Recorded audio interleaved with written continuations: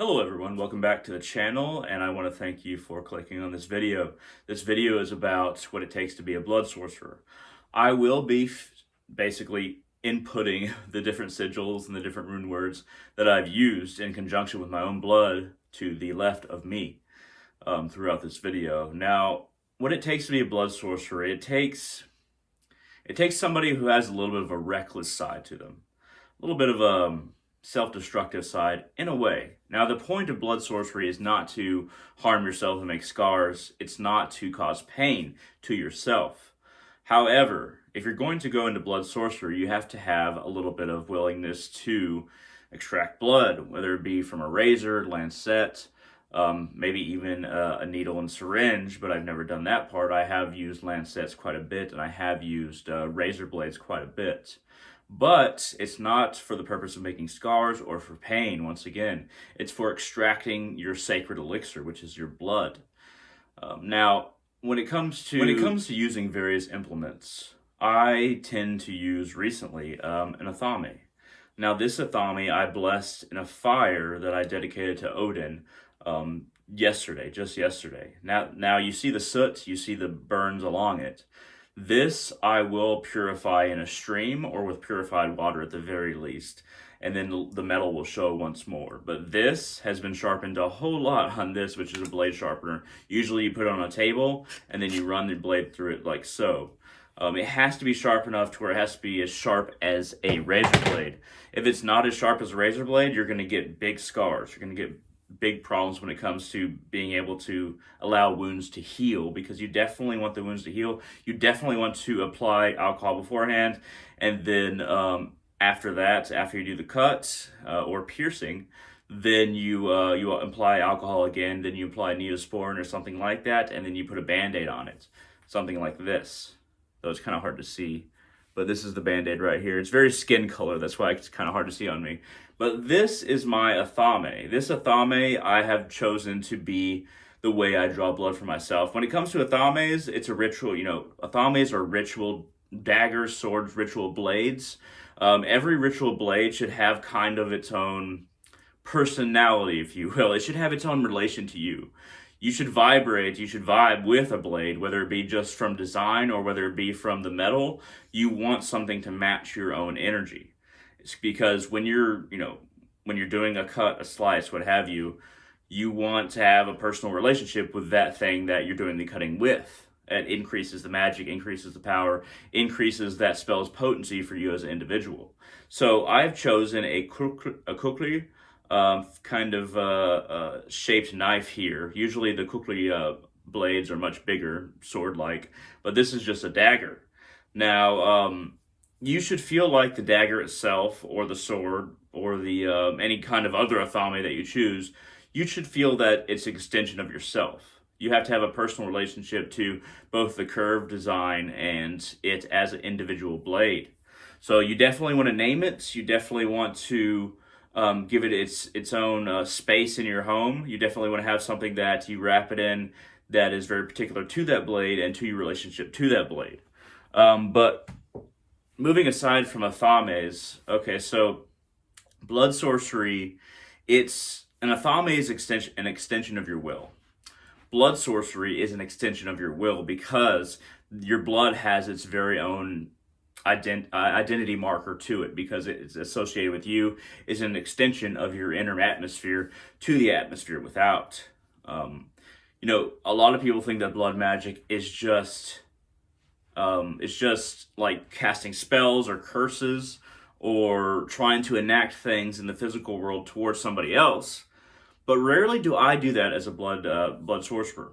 So what I usually do is I do it to extend my will. I do it to protect myself, and I also do it to cast spells or gain knowledge.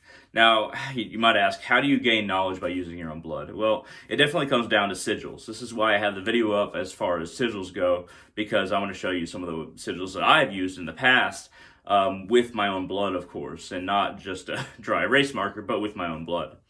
So if you're trying to protect yourself, I'm very good at defense magic. I'm that's my maybe number one thing is defense magic, right up there with talisman creation. So talisman creation and defense magically are my two main specialities, if you will.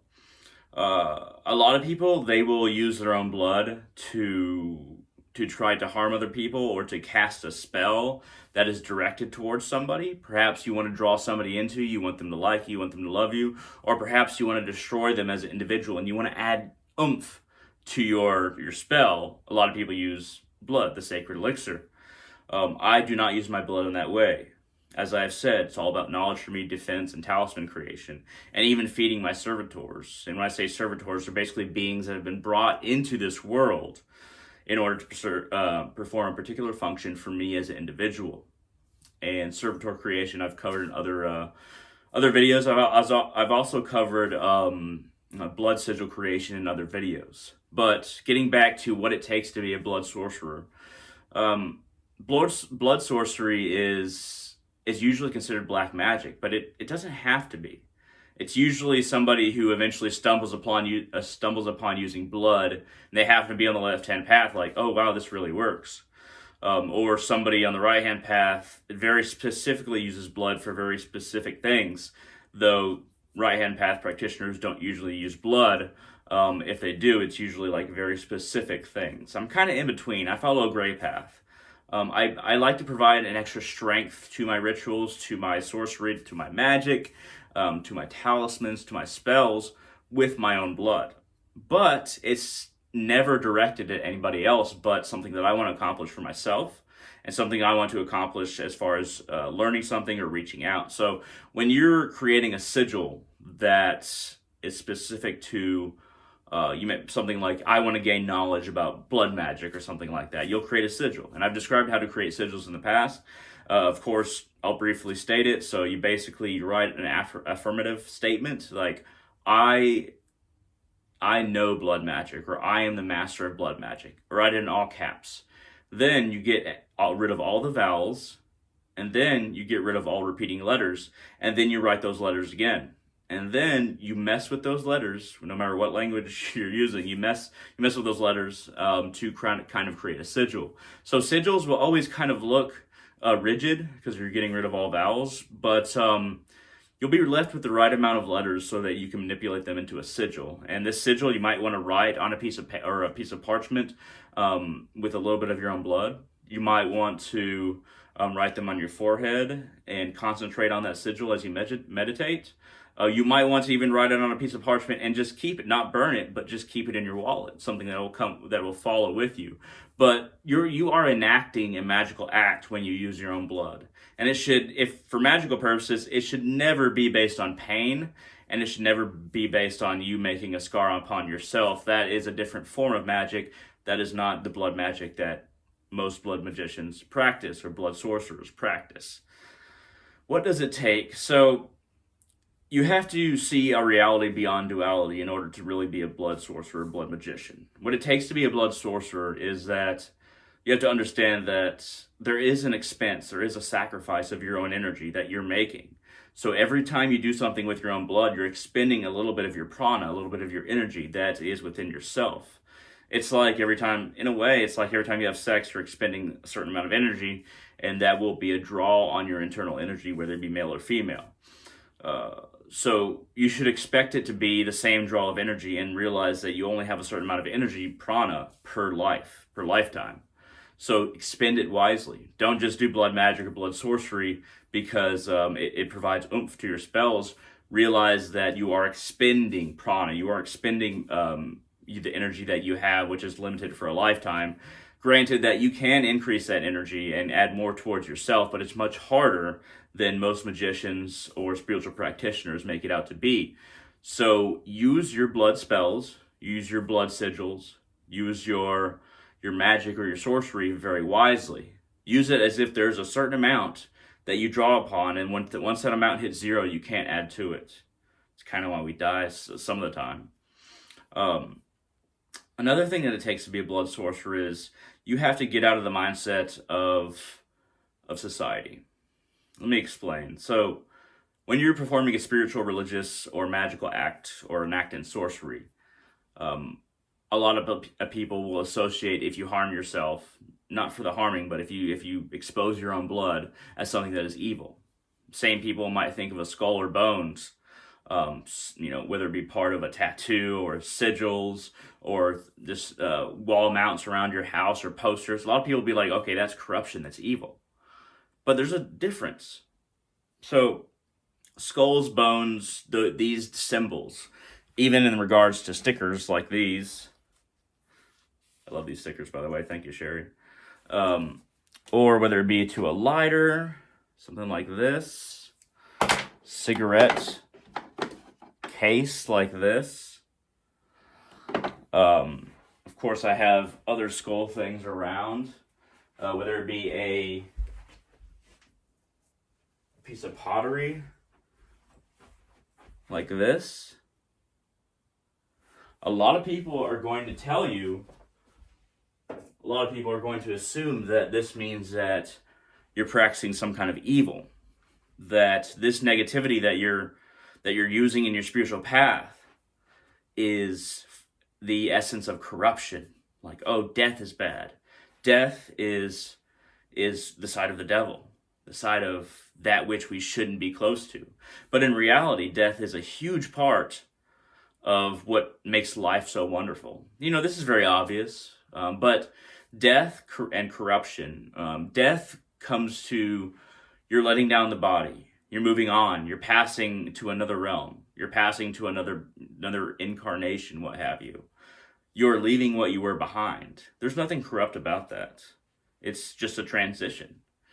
And when I have skulls all around this room or all around the house, it's not about loving corruption or trying to kill other people or promote the killing of people or promote death in general. It's about connecting with that transition for when it happens, we're going to encounter it anyway. And we encounter death a number of other ways.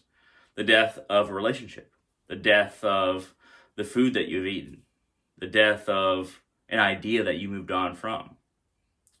What it takes to be a blood sorcerer is realizing that blood, skulls, and the expenditure and recognizements of transition is not evil.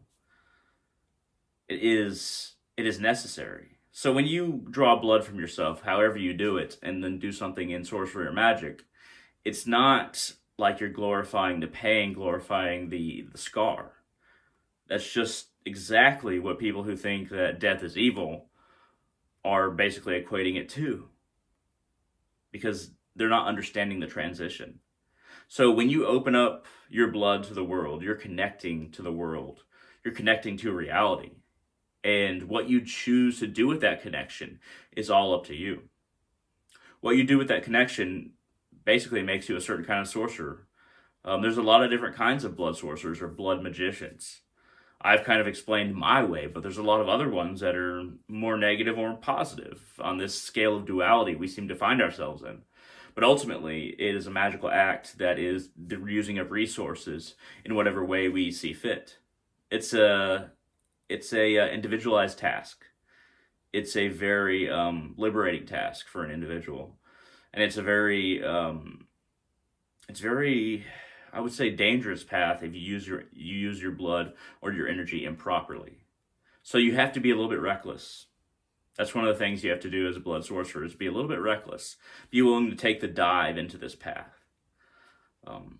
Usually blood sorcerers are not outgoing. We're very, kind of what it takes to be a blood sorcerer is that bit of a focus on our inner light, not the light that other people give us. We're more subjective than objective. We're more focused within ourselves than outgoing. We're focused on the energy within ourselves. And we're focused on what it feels like to feed that fire within so that you can enact a spell or make a talisman or feed a servitor, enact your spirit, your sacred elixir, and send it out into the world, because this is where it builds up power. This is where it builds up strength and connection to one's spirit, life force. So the blood that's in our veins is not necessarily our spirit, our life force, but our life force extends into the world through our blood. So it is a invisible and visible channel into enacting our will into the world. It isn't about just wasting your blood. It's not just about offering your blood to a god or a spirit and feel that you're satiating their appetite so that they can satiate one of your own appetites. It's not about that. That's not what blood sorcery is. That's not what blood magic is. What it is realizing that your spirit can extend into the external world, and that if you're going to do that, just know that it could be a bad idea. That's why you got to be a little bit reckless. That's why you got to be a little on the side of danger. You got to ride that ridge between what is safe and what is the abyss. So what it takes to be a blood sorcerer in closing, you have to know your motivations. You have to know what you're doing. And you have to realize that no matter who you are, you're going to be exposed to who you are and your own willpower once you open up your arm or your finger or your veins, because then you have that connection to the external world that cannot be taken back. At any rate, thank you very much for watching. If you've enjoyed this video, feel free to contact me at www.facebook.com/hunter.salazar. You can contact me on there, you can message me, you can friend me, and we can continue the conversation. If you have any questions, I'm more than willing to do another part to this video that is what it takes to be a blood sorcerer. I'm more than willing to do another part, 3 parts, 4 parts. It just depends on who contacts me. Also, if you like this video, please consider becoming a patron on Patreon at www.patreon.com/darkrealist, capital D, capital R. Just $1 a month, 25 cents a week, really helps traffic towards my Patreon channel and really helps to finance everything that I do. At any rate, thank you very much for watching. Be careful with what you do, and I hope all of you have a great day.